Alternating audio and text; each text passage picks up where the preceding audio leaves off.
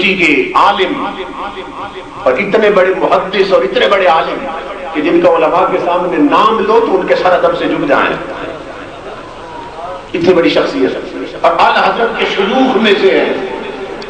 اور اعلی حضرت نے جن کے گاؤں کے بارے میں کہا کہ وہ جو جگہ ہے وہ اس لیے جنت ہے کہ وہاں وہ رہتے ہیں. سمجھ رہے ہیں؟ ساری باتیں میرے ذہن میں، بڑی مستند بات کر رہا ہوں. اصل اہل بیت حضور کی ازواج، داخل اہل بیت حضرت حسنین اور حضرت علی، ٹھیک ہے. اور تیسری قسم ہے لاحق اہل بیت. تیسری قسم کیا ہے؟ لاحق اہل بیت، جنہیں حضور نے اپنی آن سے ملا لیا، انہیں آل میں داخل کیا اور جنہیں حضور نے آل میں ملا لیا. وہ کون ہے؟ سنو تاجدار کائنات کا کلمہ پڑھنے والوں، اپنے مصطفیٰ کی محبت دیکھو امت کے ساتھ. غوث اعظم کی حدیث آ رہی ہے، غوث اعظم روایت کر رہے ہیں کہ تیسری قسم اہل بیت کی وہ کیا ہے؟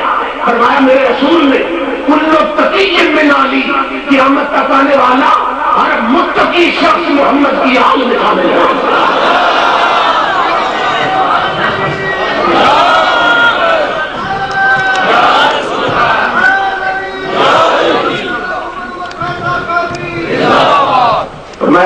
کل تقی من علی، یہ غوث اعظم روایت کر رہے ہیں کہ مصطفیٰ نے فرمایا قیامت تک آنے والا ہر متقی محمد کی آل میں ہے صلی اللہ علیہ وسلم. حضور نے ہر پرہیزگار کو اپنی آل میں شامل کرتے.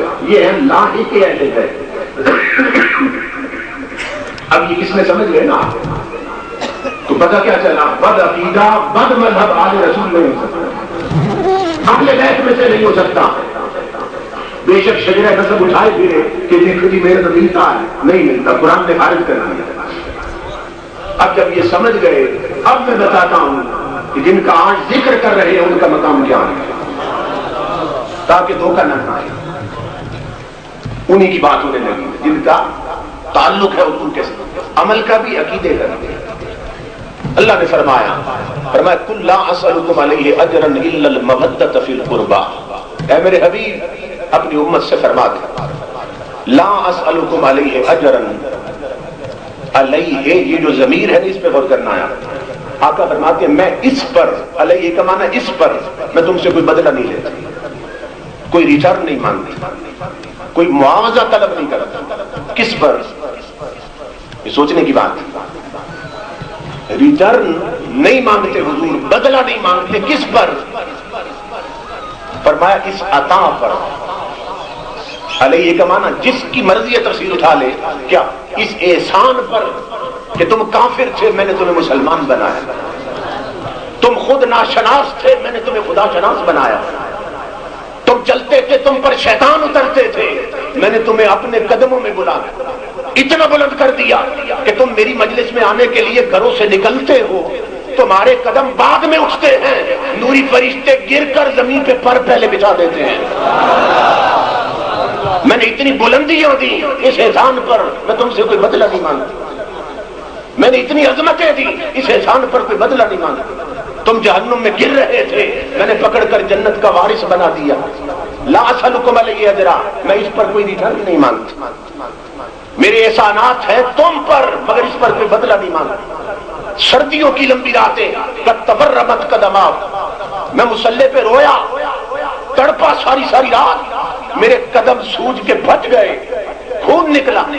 تم سوتے رہے میں روتا رہا، سجدوں پہ سجدے، گریا پہ گریا. لیکن جب وہ وقت آیا رات کا، وہ پہر جب وہ پہلے آسمان پہ اترتا، اللہ پاک نزول اجلال کرتا اور خود آواز دیتا ہے مجھ سے مانگو میں عطا کرتا ہوں. فرمایا جب وہ وقت آیا ساری رات سجدے میں نے کیے، قیام میں نے کیے، پاؤں میرے پھٹے میری امتیوں، لیکن جب کچھ مانگنے کی باری آئی میں نے اپنی بات ہی نہیں کی، رب سے تمہاری بخشش مانگی.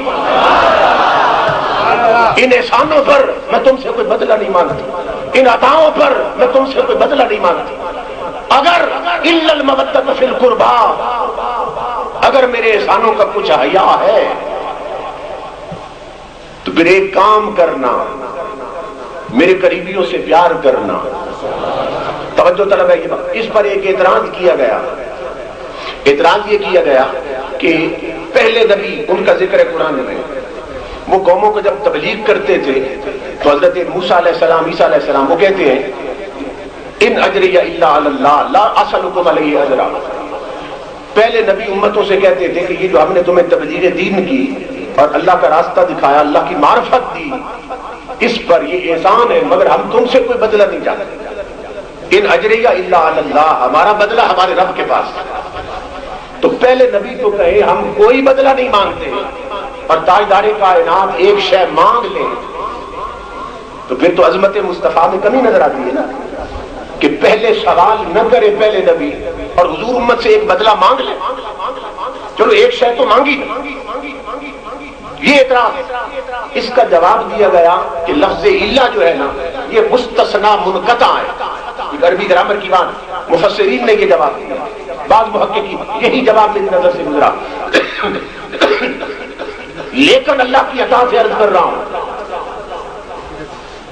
جو نقطہ میرے ذہن میں آیا وہ میں اب بیان کرنے لگا ہوں کہ اس اللہ کو استثناء منقطع کہنے کی حاجت ہی نہیں تھی اگر لفظ کل پہ غور کر لیا جاتا. اگر لفظ کل پہ غور کر لیا جاتا تو یہ کہنے کی ضرورت ہی نہ تھی کہ یہ اللہ ہے، اس کی یہ قسم ہے. کیسے؟ کل کا کیا معنی ہے؟ کیا معنی ہے؟ کہہ دو میرے محبوب یہ کل کا حکم کس کا ہے؟ اللہ کا. یہ کل کا حکم کس کا ہے؟ اللہ کا ہے. اللہ جانتا تھا محبوب پر انگلی اٹھے گی، فرمایا میرے حبیب میں کوئی انگلی اٹھنا نہیں دوں گا تیری طرف، میں کوئی اعتراض ہونے نہیں دوں گا تجھ کو کہ لوگ کہے کہ باقی نبیوں نے نہیں مانگا اور مصطفیٰ نے ریٹرن مانگ لی، ایک شے مانگ لی. میرے حبیب تو بات ہی کل سے شروع کرنا، تو بات ہی کل سے شروع کرنا. کیوں؟ تاکہ دنیا کو پتا چل جائے کہ آگے جو شے مانگی جا رہی ہے نا وہ تیری طلب نہیں، وہ میری طلب ہے.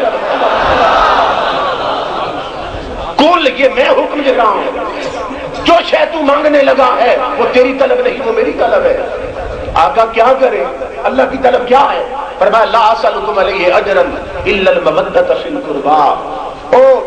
وہ لوگوں جن پر میں نے احسان کیا، جن پر میرا احسان ہے اور جو کچھ حیا کرتے ہیں میرے احسانوں اور اللہ کے حکم پر کہہ رہا ہوں، اور کچھ کر نہیں سکتے تو اتنا ضرور کرنا کہ جن کی رگوں میں خون رسول گردش کرتا ہے ان سیدوں سے پیار کرتے رہنا.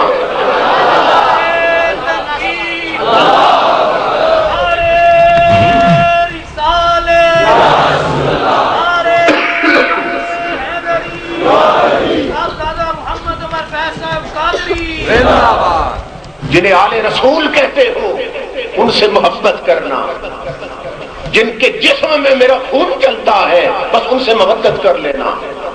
آخری بات عرض کرنے لگا ہوں، لفظ محبت بھی عربی کا لفظ ہے اور مودت بھی عربی کا لفظ ہے، مگر دونوں میں فرق کیا ہے؟ یہاں لفظ محبت استعمال نہیں کیا، مودت استعمال کیا.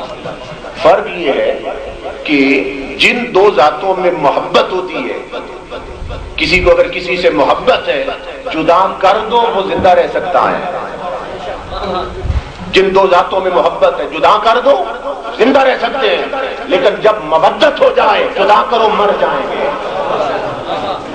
یہ لفظ مودت کا معنی ہے، جدا کرو مر جائیں گے. اور امام راضی نے مثال دی کہ جو مچھلی ہے نا، مچھلی اس کو پانی سے محبت نہیں مودت ہے. اس کو پانی سے کیا ہے؟ مودت. مچھلی کو پانی سے جدا کرو مچھلی مر جاتی ہے. تو کیا نقطہ سمجھایا جا رہا ہے کہ حسن حسین کی محبت اسے کوئی عام شے نہ سمجھ لینا، اسے کوئی سطحی شے نہ سمجھ لینا. سنو دنیا والوں، میرے محبوب کی آل کی محبت، اللہ کہتا ہے محبت نہیں مودت کرو، تاکہ دنیا کو پتہ چل جائے کس طرح مچھلی پانی سے جدا کر دے تو مچھلی میں جان نہیں رہتی، کوئی اپنے دل سے حسن حسین کی محبت نکال لے سینے میں ایمان نہیں رہتا. اس لیے کہا حب شبیر نہیں ہے تو عبادت ہے حرام، نہ نمازیں نہ وظیفے نہ سجود اور قیام، روزہ و حج و تصابیح و زکات و احرام، نہیں مقبول یہ اللہ کو بے حب امام. ہاں میری یہ فراست ہے کہ نادانی ہے، حب اولاد علی شرط مسلمانی ہے. مچھلی پانی سے جدا کرو جان نکلتی ہے، آل رسول کی محبت نہ رہے ایمان نکلتا ہے۔ اور پھر لفظ مودت، کیسا تعلق چاہیے ان کے ساتھ؟ آخری نقطہ عرض کر رہا ہوں، مچھلی کو مودت ہے نا، مچھلی کو آپ نے پانی سے جدا کر لیا، مچھلی مر گئی، ایک بار مری، پھر آپ نے اس کا قیمہ کر دیا، پھر 2 بار مری، پھر آپ نے آگ پہ بھون لی، پھر 3 بار مری، پھر دانتوں کی چکیوں میں ڈال کر کباب چبایا کھایا، پھر 4تھی بار مری، پھر میدے میں اتاری ہضم ہوئی، پھر 5ویں بار مری۔ مگر جتنی سردی ہے، باہر برف پڑی ہے، آپ پانی پی رہے ہیں، پانی پی رہے ہیں، پانی پہ پانی۔ کوئی پوچھے بھائی اتنی آج پیاس، باہر برف پڑی ہے اور تو پانی پہ پانی پی رہا ہے، آپ کہتے ہیں آج مچھلی کھائی ہے۔ یہ نہیں کہتا مودت والی اندر چلی گئی، یہ نہیں کہتا مودت والی اندر چلی گئی، جسم کا جز بن گئی۔ لوگوں کتنی بار مری تھی مگر مودت تھی پانی کے ساتھ، جدا ہوئی مری، قیمہ کی گئی مری، بھونی گئی مری، چبائی گئی مری، ہضم ہوئی مری، مگر تیرے اندر جا کر بھی پانی پانی کر رہی ہے۔ تو بتانا یہ چاہتا ہوں دھماکے کرنے والوں، بم چھوڑنے والوں، گولیوں سے سینے چھلنی کرنے والوں، کوئی اور بے شک گھر بیٹھا رہے، کسی اور کے امام باڑے اجڑ جائیں، مگر محرم کے دنوں میں سنی مودت کرتے ہیں آل رسول کے ساتھ۔ رب کی عزت کی قسم ہم کٹ تو سکتے ہیں، ذکر آل رسول چھوڑ نہیں سکتے۔